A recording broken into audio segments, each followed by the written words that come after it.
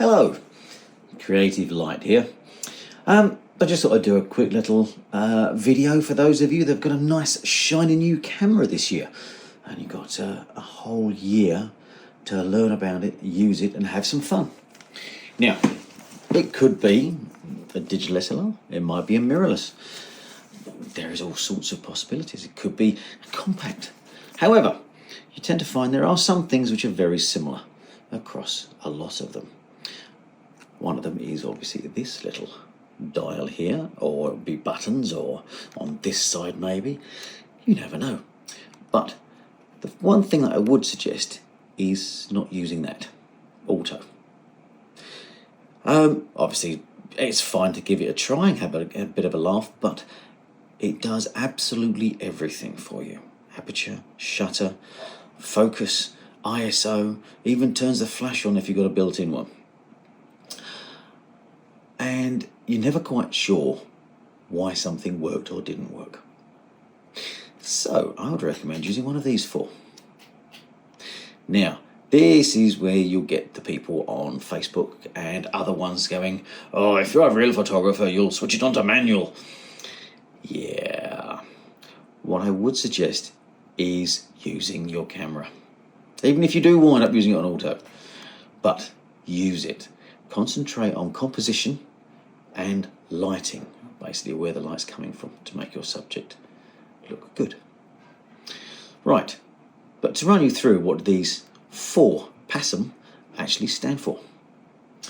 Program, which basically means the camera controls the aperture in the lens, and the shutter speed in the body, and it will use the metering to try and get an average of what it should actually look like. You then have shutter priority. Now, shutter priority, or TV on Canons, which means time value, is the camera will change the aperture for you and you can set the shutter speed. Now, there are several reasons you might want to use this. One could be for sports photography, like this.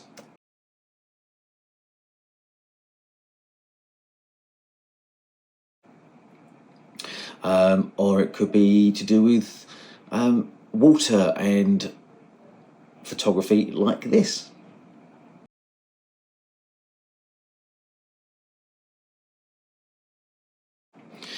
So as you can see, those two use very different shutter speeds. The first one uses a very high shutter speed to freeze the motion. The second one uses a much slower one, so as you get the water and everything blurring. Right, which then brings us on to aperture priority, or aperture value, or aperture variable, depending on which brand of camera you have. Now this is the opposite way around. The camera now controls the shutter speed, and you control the aperture in the lens. Again, this allows you to control what is in focus. So, for instance, this isn't the best lens to demonstrate on because it hasn't got a very large maximum aperture. However, it is still enough, especially when you're at the more telephoto end, you will notice a difference. So, larger apertures are good for portraits, like this.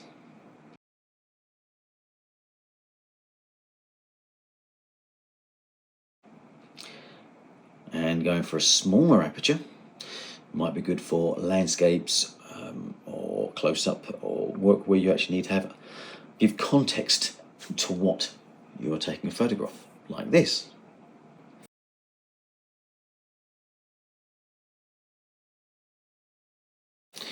Right, now we come on to the professional's favourite, manual. Now, you control the shutter and the aperture, so therefore you can set exactly how you want it to be.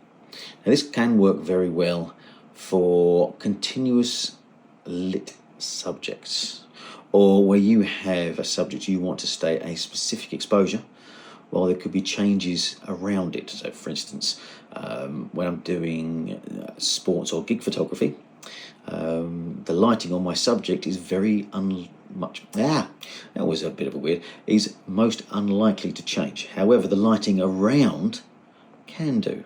background, foreground, and all the rest of it, lots of bright lights everywhere. So you can meter for your subject, set the settings for your subject, and then shoot away to your heart's content.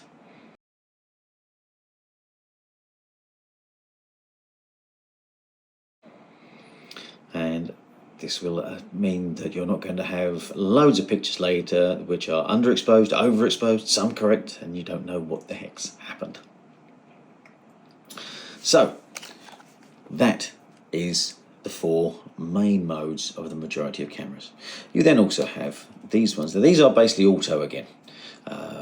So different brands use different settings, or sometimes they're in the control menu on the back of the camera.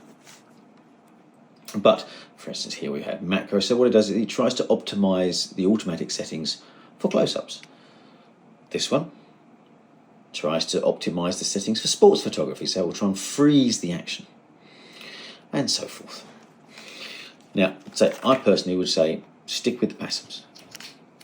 Go for a program for majority views, just take photographs.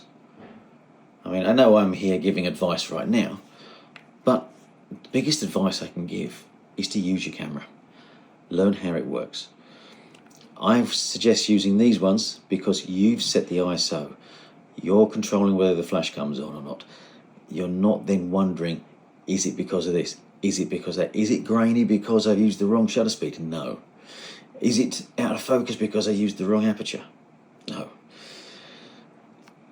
By doing these yourself, you know what you have set. You know the ISO, you know the focusing, and you'll learn the best times to use the rest of these as time goes on.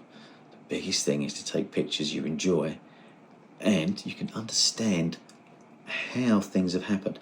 Sometimes you might wind up with a photograph that hasn't actually worked, but you really like it. Using one of these 4, you'll have a better idea of what you did, so you'll be able to repeat it again. If the camera's done absolutely everything, which one of the many things that it's decided to change was the thing that created what you wanted? So, simple as that. Goodbye for me now. Enjoy your new camera. Have fun with it. Take photographs. If you want to contact me, send me a message through Instagram or through Facebook. You can also find me on X and other platforms like that. And say, enjoy your photography, whatever it is, whether it's sports photography, architecture, general, landscape, portraiture, just go for it. Take photographs, enjoy. And don't take too seriously advice from professionals like me, unless it is something you want to know. Thank you very much. Have fun and have a wonderful new year, everybody.